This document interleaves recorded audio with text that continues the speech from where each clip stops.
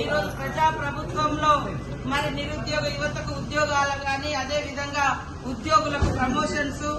అదే విధంగా మరి రైతన్నుల ఇళ్లలో కూడా సంతోషం కోసం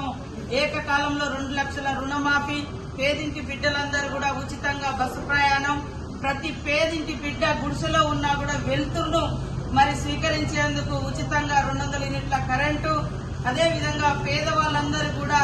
ఆత్మగౌరవంతో మరి సెక్యూర్ గా బతకాలని గృహ నిర్మాణాలు, ఇలా అనేక సంక్షేమ కార్యక్రమాలను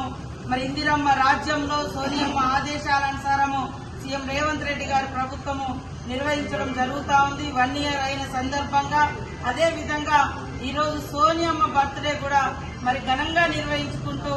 తల్లి అంటే సోనియమ్మలాగా ఉండాలి, బిడ్డలకు ఇచ్చిన మాటను నిలబెట్టుకున్నటువంటి తల్లి, తెలంగాణ ఇస్తే ఆంధ్రలో పార్టీ అంతమైపోతుందని తెలిసినప్పటికీ కూడా ఇచ్చిన మాటను కట్టుబడి ఉంది. తన జన్మదినాన్ని పురస్కరించుకొని మరి తెలంగాణ ఇస్తానని ఇచ్చినటువంటి మాటకు కట్టుబడి ఈ రోజు తెలంగాణ ఏర్పాటుకు ప్రముఖ పాత్ర పోషించి